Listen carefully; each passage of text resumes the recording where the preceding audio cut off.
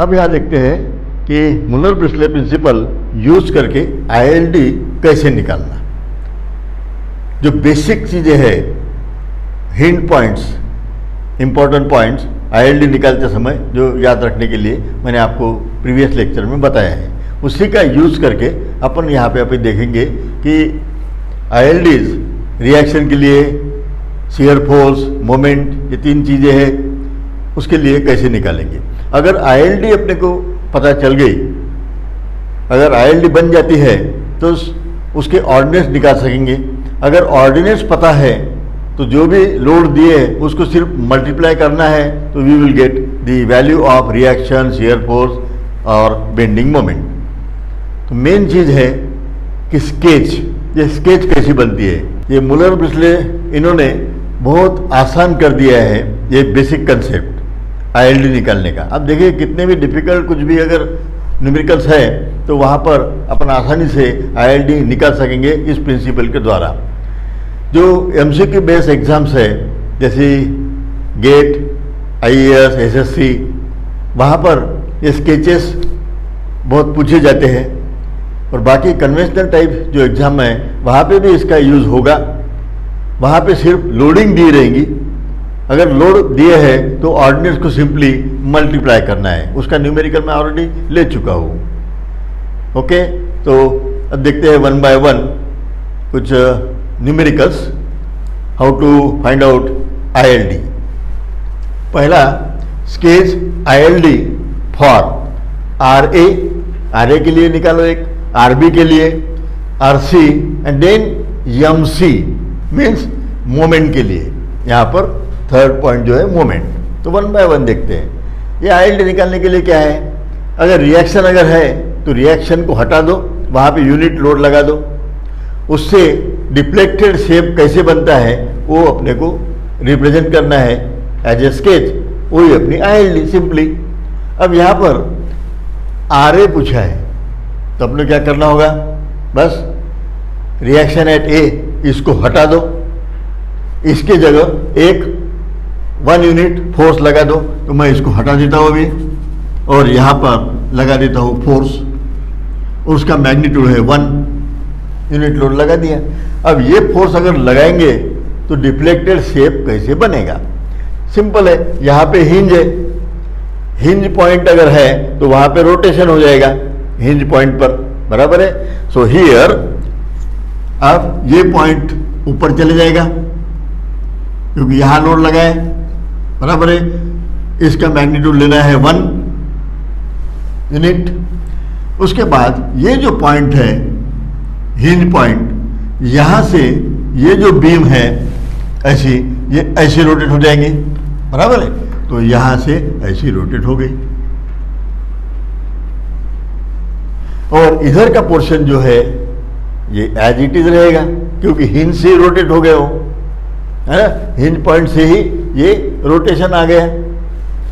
अभी ऐसी continuous beam है, यहाँ से ये रोटेशन हो गए, बराबर है।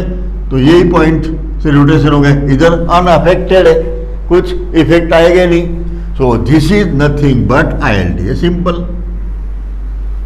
ये है अपनी आईएलडी फॉर आरए, आरए के लिए आईएलडी हो गई ये आईएलडी। अब यहाँ पे ये 1 है, बराबर है। अगर अपने को लोड यहाँ पर है गई इस पॉइंट पर, तो उसके यहाँ पर अगर लोड है, आप चल रहे हैं मान लो इसके ऊपर, तो इस पॉइंट पे ऑर्डिनेट निकाल लो। सिमिलर ट्रायंगल रूल से ये ऑर्डिनेट निकल जाएगा क्योंकि ये डायमेंशंस पता रहेंगे, है ना, ये दिए हुए रहेंगे। तो सिमिलर ट्रायंगल से ये ऑर्डिनेट निकल जाएगा। ये ऑर्डिनेट को ये जो भी लोड है, पर्सन बताया मैंने यहाँ पे, इससे मल्टीप्लाई करो तो मिल जाएगी वैल्यू आरए की, रिएक्शन एट ए हो गया। Simply load into ordinate, that is reaction at that point जो पर्टिकुलर दिया है आरए। तो कहीं पे भी आप निकालेंगे तो वैल्यू मिलेंगी अपने को आरए की। अगर ये आदमी चलते हुए जा रहा है, ओके, और ये इधर चले गए ऐसे, अब इधर जाने के बाद ये हिंज पॉइंट है, ओके, तो RA में रिएक्शंस नहीं आएंगी। इसका लोड जो भी है ये इधर वाले पोर्शन को ही लेना है, इधर में नहीं ट्रांसफर होगा क्योंकि अपनी ILD यहाँ तक ही बनी है। इधर में ये है लाइन 0 की, क्योंकि पूरे ये फिगर जो है ये स्केच ये रिप्रेजेंट कर रही है अपनी ILD फॉर RA की वैल्यूज, है ना, ऑर्डिनेट। तो ये ऑर्डिनेट कुछ ना कुछ मिलेगा, ये भी मिलेगा, ये भी मिलेगा, लेकिन यहाँ इसके बाद में ऑर्डिनेट है ही नहीं, 0 है। तो RA will be 0 when load passes D point अगर पास करता है तो 0 हो गया। ये हो गया एक। दूसरी चीज पूछी है अभी ILD फॉर RB। अब RB पूछा है तो RB हटा दो, है ना, रिएक्शन हटा दो और वहां पे यूनिट लोड लगाओ। फिर कैसे शेप बनता है वो देखना है।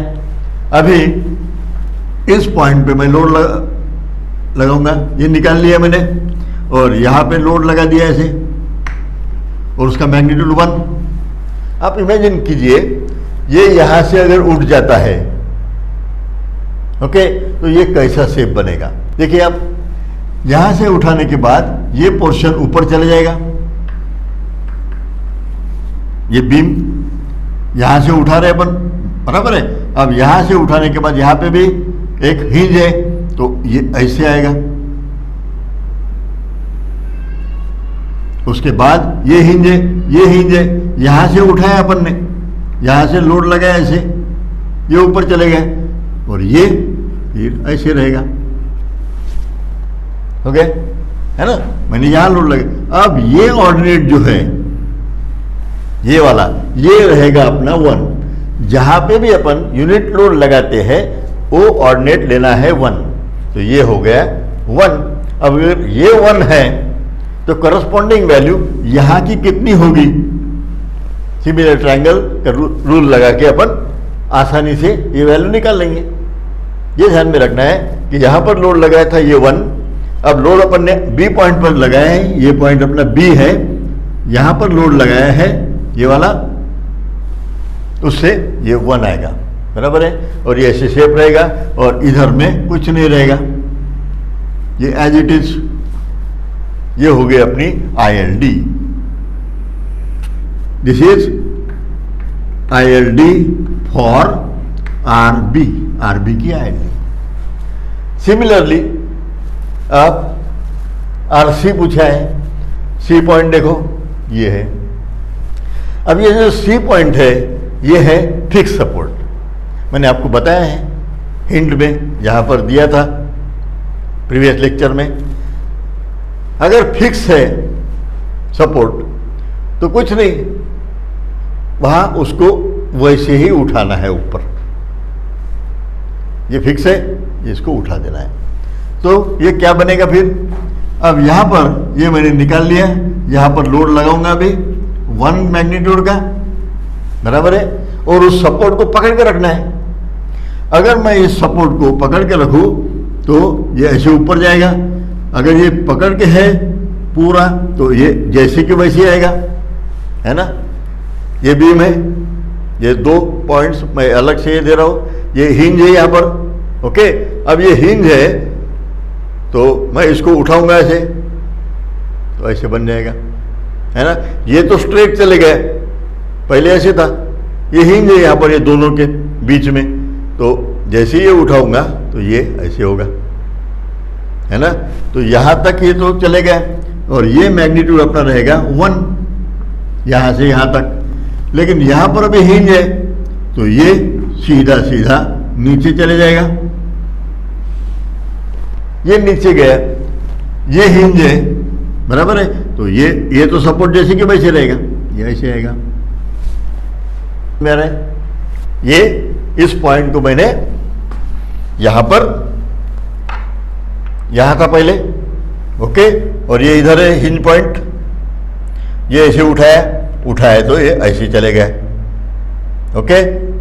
और ये यहां से ऐसे ट्रांसफर, ये हिंज है, ये हिंज होने की वजह से यहां से ये डिफ्लेक्टेड हो गया, और यहां पे सपोर्ट है और ये स्ट्रेट लाइन है क्योंकि यहां पे बीच में कोई हिंज नहीं है, ओके। तो ये स्ट्रेट लाइन रहेंगे ऐसी बिल्कुल स्ट्रेट लाइन में ये चले गया, और यहाँ हिंज है, यहाँ हिंज की वजह से ये आएगा। Okay, so this is our ILD for, it is ILD for RC की ये ILD बन गई। ओके, ये तीनों रिएक्शंस की ILD। इसमें डिफ्लेक्टेड शेप कैसे बनेगा, यही अपने को निकालना है ना। एक यूनिट लोड लगाने के बाद अगर फोर्स है, रिएक्शन है, तो वहां पे यूनिट लोड उसी डायरेक्शन में लगा देना है। ओके, अब पूछा है MC, यानी मोमेंट हो गए।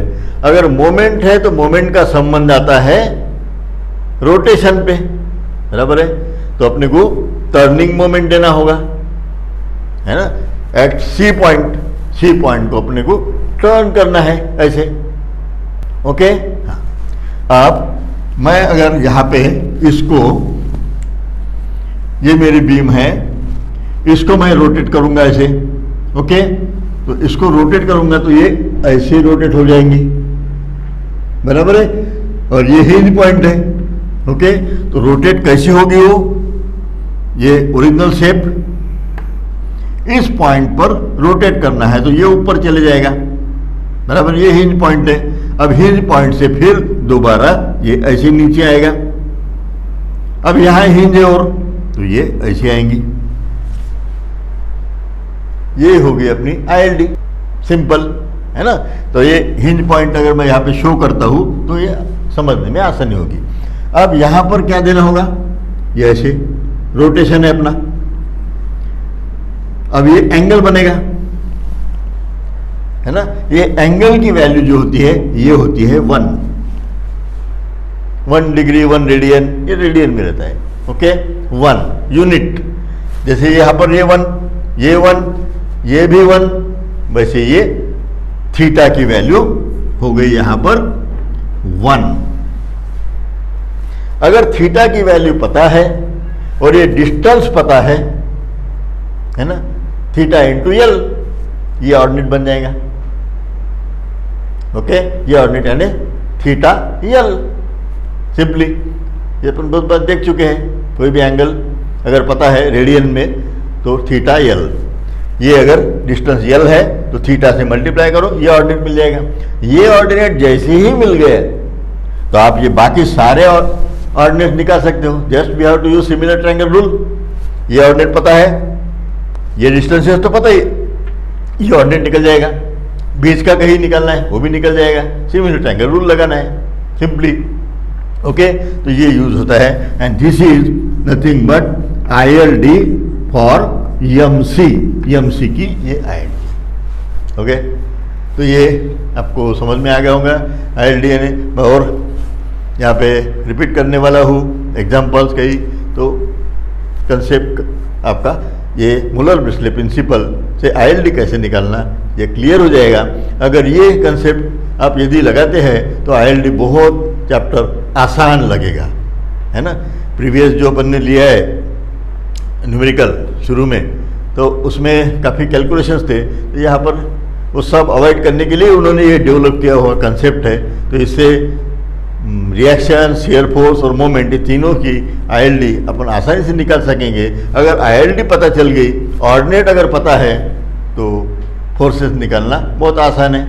अपन लोग देख चुके हैं कैसे निकालना है। कुछ नहीं, ये जो भी ऑर्डिनेट होगा उस ऑर्डिनेट को लोड से मल्टीप्लाई करना है। एंड लोड की पोजीशन कहाँ है, ये ILD का मीनिंग तो आपको समझ में आया होगा। यानी ये क्या डायग्राम रिप्रेजेंट कर रही है, उस पॉइंट पर मोमेंट कितनी आएंगी। यदि मैं लोड यहां लगाऊं तो मोमेंट वहां पे कितनी होंगी, तो ये ऑर्डिनेट गिन लो, है ना। बस ये ऑर्डिनेट गिनना है और उसको लोड से मल्टीप्लाई करना है। इसको लोड से मल्टीप्लाई करेंगे तो मोमेंट एट दिस पॉइंट। अगर लोड आपका यहां पर है तो ये ऑर्डिनेट गिनो, ये ऑर्डिनेट को उस लोड से मल्टीप्लाई करो तो ये वैल्यू मिलेगी। वैल्यू तो वैल्यू जो मिलती है वो पर्टिकुलर पॉइंट की मिलती है। तो आपको कंफ्यूजन नहीं होना चाहिए शियर फोर्स डायग्राम और बेंडिंग मोमेंट डायग्राम, है ना। तो ये इसका कंसेप्ट जो है बेसिक डिफरेंस, ये मैं ऑलरेडी इलेबोरेट कर चुका हूँ। ओके, नेक्स्ट, अगर ऐसी कोई बीम है, अब इस केस में क्या करना है, कुछ नहीं करना है, सिर्फ ये हॉरिजॉन्टल लाइंस, ओके, और इसको सीधा बना देना है, आईएलडी निकालना है हमको। तो ये बन गई स्ट्रेट लाइन। अब ये स्ट्रेट लाइन में यहां पर है रोलर सपोर्ट, यहां पर है हिंज सपोर्ट, हो गए। अब क्या निकालना है, आरडी, हो गए। यानी ऐसे शेप को कंसीडर करना है अपने को स्ट्रेट लाइन आईडी निकालते समय। अब ये स्ट्रेट लाइन अगर है, डी निकालना है, तो ये है अपना डी पॉइंट, बराबर है। ये आरडी निकालना है, तो मुझे क्या करना होगा, ये इसको हटाना है और हटा के वहां पर लगाना है लोड, और मैग्नीट्यूड क्या रहेगी 1। अब मैं यहां पे जैसे ही लोड लगाऊंगा, ये तो स्ट्रेट लाइन है, बिल्कुल लकड़ी है, ओके। अब जैसे ही मैं यहां से उठाऊंगा तो ये ऐसे चले जाएंगी, है ना। तो ये यहां से मैंने ये 1 इतना उठा दिया है उसका, और यहाँ पे सपोर्ट है, सपोर्ट की वजह से वो ऐसी स्ट्रेट लाइन बन जाएंगी। ये अपना सपोर्ट है, ये पॉइंट अपना बी पॉइंट है, ये डी है, ये ए है ना, और यहाँ पे कहीं तो भी सी पॉइंट है, okay. So this is our ILD for RD. RD की है सिंपल। तो सिर्फ यहाँ पे बताना क्या था कि अगर ऐसा स्केच अगर है तो अपने को क्या करना है, स्ट्रेट लाइन निकालना है, उसी हॉरिजॉन्टल लाइन वर्टिकल ड्रॉप करके ये हॉरिजॉन्टल एक लाइन निकालना है, और सेम प्रिंसिपल जो वहाँ पे यूज़ किया वहाँ यहाँ पे यूज़ करना है। सिर्फ यहाँ पे मुझे यही बताना था कि ऐसा रहा तो क्या करना है। अभी देखते हैं, ये यहाँ पर क्या है, draw ILD for M B, B point पे आईएलडी बनाओ, ओके। एम बी यानी मोमेंट, मैंने यहाँ पे अभी आपको बताया था मोमेंट, यानी मोमेंट अगर है तो वहाँ पे क्या है, हिंज इंसर्ट करते हैं तभी रोटेशन होगा ना। ये पॉइंट रोटेट हुआ, क्यों हुआ, यहाँ पर हिंज है, ये जो मोमेंट थी यहाँ पर मैंने हिंज इंसर्ट किया है। अगर हिंज है तो ही रोटेशन होगा, अगर हिंज नहीं तो रोटेशन नहीं होगा, स्लोप 0 बन जाएगा। अपन ऑलरेडी फिक्स बीम में देख चुके हैं, when there is fixity slope of tangent at that point it is 0, है ना, कोई रोटेशन नहीं होगा। हिंज है तो ही रोटेशन होगा। अब यहाँ पर ये जो बीम दिए A B C D E, यहाँ में ये बी पॉइंट है जिसकी मोमेंट की आईएलडी निकालना है। अब जिस पॉइंट पे बताया गया है उस पॉइंट पे अपने को क्या करना है, हिंज इंसर्ट करना है। प्रॉब्लम में नहीं दिया था, अब हिंज डालना है ना। अब हिंज डालने के बाद क्या करना है, मोमेंट लगा देना है। ये मोमेंट कैसे लगेंगे, ऐसे ऐसे। उसका मैग्नीट्यूड क्या रहेगा, 1 मोमेंट का मैग्नीट्यूड यूनिट, ओके। अब ये अगर मोमेंट ऐसे लगाएंगे तो ये ऐसे हो जाएगा, बराबर, ये उठ जाएगा। तो बीम का शेप कैसे बनेगा, ऐसे ये ऊपर चले जाएंगे, ये मोमेंट की वजह से ये पॉइंट ऊपर चले गए। अब ये अगर ऊपर जाएगा तो यही पॉइंट ऊपर जाएगा, ये ऊपर जाएगा तो ये पूरा सी पोर्शन ही ऊपर जाएगा। लेकिन यहाँ पर हिंज है, ये स्ट्रेट लाइन है, और यहाँ पे बीच में सपोर्ट है, तो ये लाइन ऐसी बनेगी। ये हिंज अपन ने इंसर्ट किया है, ओके। ये एक्चुअल हिंज दिया है, यहाँ पर इंसर्ट किया गया है अपन ने, क्योंकि मोमेंट की आईएलडी निकालना था। मैं ऑलरेडी हिंट में बता चुका हूं, अगर रिएक्शन की निकालना है तो रिएक्शन निकाल लो, फोर्स लगाओ। अगर शियर फोर्स निकालना है तो स्लाइडर लगाओ, तो आगे बताने वाला हूं, स्लाइडर। अगर मोमेंट है तो वहां पे हिंज पॉइंट डाल दो, और हिंज पॉइंट डाल के उसके इफेक्ट देखना है। ये मैंने हिंज इंसर्ट किया तो ये ऐसे शेप बनेगा, ये ऐसे, और इधर में ये ऐसे कंप्लीट हो जाएगा, बराबर है। ये है अपनी ILD, ILD for M B. अब इसके आगे के कैलकुलेशंस कैसे करना चाहिए, ये इसके मैं भी यहाँ पर हिंट बताने वाला हूँ। अभी आप देखिए, ये हो गया हॉरिजॉन्टल लाइन, उसी हिंट में मैंने दिया है, यहाँ पर ये 2 एंगल बन गए, ये एक आई कैन से थीटा 1 और दूसरा ये थीटा 2। ऑलरेडी मैं बता चुका हूं, यहां पर अपन देख चुके हैं ये थीटा की वैल्यू कितनी होती है 1। अब यहां पर क्या है थीटा 1 थीटा 2 है, तो आंसर तो वही रहना चाहिए 1। तो फिर क्या करना पड़ेगा theta 1 plus theta 2 it should be equal to 1। ये बेसिक कंसेप्ट। अब यहां पर ये जो हाइट है ये मैं कंसीडर करता हूं y, क्योंकि ये हाइट जब तक निकलेगी नहीं तब तक अपन ये आगे के सिमिलर ट्रायंगल रूल यूज नहीं कर सकते, इसलिए अपने को हाइट पता रहना आवश्यक है। अभी हाइट के लिए यहां पर थीटा था, बराबर है, उधर में दूसरी कोई बीम ही नहीं है ना, तो थीटा है तो मैं ये हाइट निकाल सकता हूं। ये हाइट सिंपली बन जाएंगी ये वाली हाइट। ये क्या बनेगी, अगर ये यल है ये डिस्टेंस, तो ये हाइट कितनी रहेंगी, अगर ये y है तो theta L, theta into L, theta in radian into L, this height. एक हाइट मिल गई, क्या हो गया। अब लेकिन यहां पर क्या है थीटा 1 थीटा 2। अब ये दोनों वैल्यू अननोन है, क्योंकि अपने को पता नहीं है इधर में एंगल कितना है इधर में कितना, लेकिन ये पता है कि ये दोनों मिला के 1 है। इसका प्रूफ भी मैंने ऑलरेडी दिया है प्रीवियस लेक्चर में। ओके, ये हो गया। अब यहां पर दो अननोन है तो दो इक्वेशन लगेंगे, तो ये हो गया अपना इक्वेशन नंबर 1, ये तो बन गया। अब सेकंड इक्वेशन कैसे बनाएंगे, ये y, ये डिस्टेंस मैं कंसीडर कर रहा हूं a और ये है b। ये डिस्टेंस तो पता रहेंगे अपने को, क्योंकि यहां पे डिफाइन किया है मोमेंट एट b, तो b पॉइंट कहां पर है ये तो दिया ही रहेगा, तभी तो b पॉइंट लोकेट कर सकेंगे अपन। अदरवाइज कोई यहां पे लेगा कोई यहां लेगा, इधर भी ले सकते हैं, तो वो दिया रहेगा लेफ्ट सपोर्ट से 2 मीटर 3 मीटर जो भी है, ये पता है। तो a और b अपने को पता है।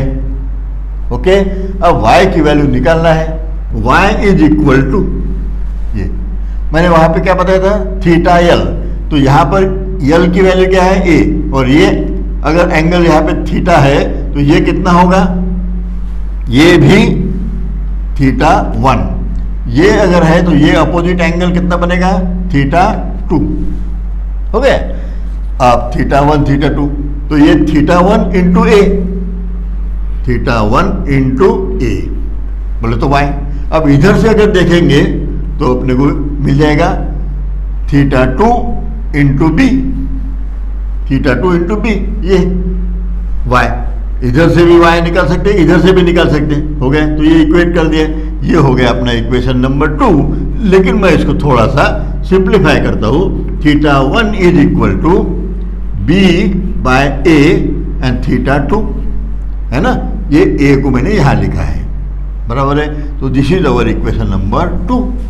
अब दो अननोन, दो equations, we can find out the value of theta 1। अब ये थीटा 1 की वैल्यू इक्वेशन में डाल दो, फ्रॉम इक्वेशन 1 इक्वेशन में ये वैल्यू डाल दो, बस हो गया।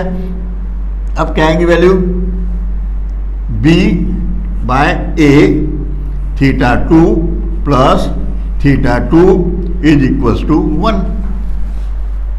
हो गया। अब इसको थोड़ा सा सॉल्व करते हैं। अब ये सॉल्व कैसे करेंगे, अब देखिए मैं थीटा 2 बाहर निकाल लेता हूं, ये हो गया थीटा 2, हो गया थीटा 2, और यहां पे रहेगा b by a plus 1 and it is equal to 1। अब इसको सॉल्व करेंगे, तो सॉल्व करके डायरेक्टली उधर भी लिख सकते हैं अपन, है ना।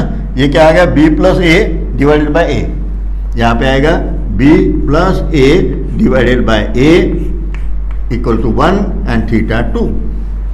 आई कैन राइट यही अपने को थीटा 2 इज इक्वल टू, इसको इधर a by a plus b हो गई वैल्यू। ये थीटा 2 की मेन क्या चीज है अपनी, ये थीटा 1 थीटा 2 निकालना मेन नहीं है, मेन अल्टीमेट एम है ये y।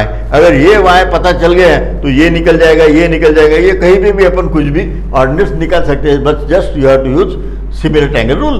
तो y निकालना है, तो मैं अभी ये θ2 निकल गया तो θ1 निकाल सकते हैं। θ1 निकालने के चक्कर में नहीं गिरना है, अपने को y निकालना है। So therefore y is equal to θ2 की वैल्यू डाल दो यहाँ पे, ये वाले है ना, तो y की वैल्यू निकल जाएगी। θ2 is equal to a divided by this one, और यहाँ पे b है तो I can write a b divided by a plus b। ये हो गई अपनी y की वैल्यू। तो बाकी ऑर्डिनेट्स अपन कहीं पे भी निकाल सकते हैं। तो ये है अपना बेसिक कंसेप्ट। तो ये चीज अपने को ध्यान में रखना है, एक बराबर है, और बाद में ये चीज जो है ये तो अपने को पता है। और मेन चीज एक जो मैंने वहां पे बताया था, यही या तो ये, हाँ कोई भी अगर बीम है, ये एंगल है और ये लेंथ है यल, तो ये जो ऑर्डिनेट बनता है ये वाला, ये ऑर्डिनेट होता है थीटा यल। ये बेसिक कंसेप्ट ध्यान में रखना है। ये यहाँ पर ही नहीं, कहीं पे भी सिविल इंजीनियरिंग में ये काम में आता है। स्ट्रक्चर में स्पेशली ये जो कंसेप्ट है कहीं पे भी लगेगा, और एमसीक्यू में तो खास करके ये कंसेप्ट से एक आधा प्रॉब्लम अपने को ऐसे मिल जाता है। ओके, तो ये मेन कंसेप्ट है, ध्यान में रखना है। Okay, now next, draw ILD for shear force. अभी शियर फोर्स के लिए कहाँ पर, डी पॉइंट पर, डी पॉइंट पर। ओके, अब मैंने आपको बताया है अगर कोई रिएक्शन है तो रिएक्शन को हटा दो, वन फोर्स लगाओ। मोमेंट है तो वहां पे हिंज इंसर्ट करो, फिर टर्न करो हिंज डाल के। अगर शियर फोर्स है तो अपने को पता है शियर फोर्स में क्या होता है, कोई भी बीम ऐसी है ना, शियर फोर्स, शियर ऑफ होना, ये पूरी है एक बीम, शियर ऑफ होना मैंने, ये ऐसी चले गई नीचे या तो फिर ये ऊपर चले गई। ओके, ये शियर ऑफ। तो ये शियर ऑफ कब होगा, जब स्लाइडिंग करेंगे ऐसे। ओके, स्लाइड, तो अपने को उस पॉइंट पर स्लाइडर डालना है। तो यहां पर ये मैं अभी डाल रहा हूं स्लाइडर, ये डी पॉइंट है तो यहां पर मैं एक स्लाइडर इंसर्ट कर रहा हूं, ये स्लाइडर। अब ये स्लाइडर कब बनेगा, when I insert their rollers. हो गया। अब ये स्लाइडर डालने के बाद यहां पर एक जो फोर्स है ये ऐसे लगाना है। आप ये उल्टा भी लगा सकते हो, ये ऊपर ये नीचे, देयर इज नो प्रॉब्लम। आप इसको नीचे लिए, इसको ऊपर लिए। ओके, आप इसको ऊपर कर सकते हो, इसको नीचे कर सकते हो, कोई प्रॉब्लम नहीं है। सिर्फ ये फोर्स लगाना है। उसकी मैग्नीट्यूड कितनी रहेंगी, फिर से 1, क्योंकि हर बार रिएक्शन निकाले 1 फोर्स लगाया। मोमेंट यहाँ पे भी देख सकते हैं, तो 1 1 लगाए, तो यहाँ पे भी 1 1 फोर्स लगा दिए। अब ये फोर्स लगाने के बाद बीम का शेप कैसे बनेगा, बीम का शेप कैसे बनेगा अभी अब देखिए, ये पोर्शन यहाँ से उठा रहा है। ओके, ये ऊपर चले जाएगा तो ये ऐसे जाएगा, है ना, ये फोर्स लगाने की वजह से ऐसे, और नो सॉरी, ये नीचे आएगा, है ना, ये स्लाइडर से ये नीचे आएगा, बराबर है।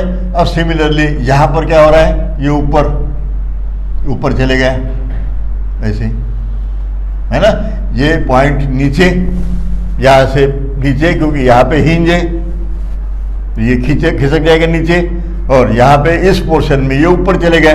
अब ये अगर ऊपर जाता है ये पॉइंट, और यहाँ पे सपोर्ट है। ओके, इस सपोर्ट पे से बीम ऐसे चले जाएंगे नीचे। हो गया। तो ये है अपनी शियर फोर्स डायग्राम की ILD for the shear force. अभी एक चीज है, ये है y2, ये y1, y2। अभी मैंने बताया ये टोटल जो है हर जगह देखे अपन ने, ये 1 लगाए तो ये 1 आ गए, यहाँ पे 1 थीटा इज इक्वल टू 1, और यहाँ पर ये θ1 प्लस θ2 दोनों मिलके 1। सिमिलरली यहाँ पे ये y1 और y2 ये दोनों मिलके क्या हो जाएगा, y1 plus y2 is equal to 1। लेकिन इससे ये प्रॉब्लम तो सॉल्व हुआ नहीं, क्योंकि दो अननोन है y1 y2। अगर दो अननोन है तो दो इक्वेशन लगेंगे, ये इक्वेशन अवेलेबल हो गए अपने पास में, है ना। हर जगह 1 1 लेना है तो ये दोनों मिला के 1। अब ये जो डिस्टेंस है इधर से, ये अपन कंसीडर करेंगे a, और ये डिस्टेंस है ये b। अब फिर से सिमिलर ट्रायंगल रूल लगा सकते हैं अपन। अब ये इक्वेशन हो गया एक। Second equation y1 by y2, y1 by y2। अगर y1 बाय y2 है तो ऊपर क्या है y1, तो ये डिस्टेंस y1 का कितना है a, और y2 का ये b करस्पॉन्डिंग। इससे अपने को मिल जाएगा y1 इज equal to a by b y2। ये हो गया अपना इक्वेशन नंबर 2। सेकंड, अब दो अननोन है y1 और y2 और दो इक्वेशंस है, तो अपन सिमिलरली ये जो यहाँ पे मैंने बताया है वैसे ही y1 और y2 की वैल्यू मिल जाएंगी। और y1 और y2 की वैल्यू मिल गई, ये y2 ये y1, तो बाकी ऑर्डिनेट्स अपन आसानी से निकाल सकते हैं, बराबर है। सभी ऑर्डिनेट्स अपने को मिल जाएंगे। Okay, so this is the ILD for shear force at D। अब देखते हैं draw ILD for shear force at D, यानी D पॉइंट यहाँ पर है। ओके, अब देखिए आप यहाँ पर मुझे क्या करना है, पहले स्लाइडर इंसर्ट करना है, तो मैं इस पॉइंट पर स्लाइडर इंसर्ट कर देता हूँ D पॉइंट पर। अब ये स्लाइडर बोले तो यहाँ पे ये रोलर, अब यहाँ पर लगाना है। मैंने यहाँ पे डाउनवर्ड लिया है करके मैं यहाँ पे डाउनवर्ड ही लेता हूँ, आप अपवर्ड भी ले सकते हैं। ये 1 और 1 हो गए। अब इसमें क्या होगा, अभी आप देखिए कि ये क्या है स्लाइडर, तो यहाँ पर अपवर्ड साइड में 1 फोर्स है, तो मेरे क्या हो जाएगा, ये जो बीम है ये इसको पकड़ के ये ऊपर चले जाएगा ऐसे, और ये मैग्नीट्यूड हो जाएगी 1। अब यहां पर ये है 1 फोर्स नीचे। अब इससे क्या होगा, ये फोर्स तो ऐसे चले गए, बराबर है। ये चले, यहां पे कोई सपोर्ट नहीं है ना, इसलिए कोई बेंड नहीं हुआ, जैसे कि वैसे ऊपर चले गए, ये नीचे गए। अब ये नीचे अगर जाता है तो मेरे बीम का शेप बनता है ऐसे, बराबर है। ये फोर्स ऐसे लगाएंगे तो बीम ऐसे उठेंगे यहाँ पर, है ना, ऐसे जाएंगी। ये अगर मैं प्रेस करता हूँ तो, बराबर है, ये कॉर। लेकिन अगर आप ऑब्जर्व करते हैं तो ओरिजिनल जो बीम है यहाँ पर कितने सपोर्ट है, 1 और 2। ये है determinate, this beam is determinate. यदि डिटरमिनेट है बीम, उस केस में पैराबोलिक कर्व जो है, जो बना है अभी, ये परमिटेड ही नहीं है। पैराबोलिक कर्व बिल्कुल परमिटेड नहीं है। पैराबोलिक कर्व कहां पर परमिटेड है, इनडिटरमिनेट में, लेकिन स्ट्रक्चर तो अपना डिटरमिनेट है। ये चीजें मुलर ब्रिस्ले ने दिया है।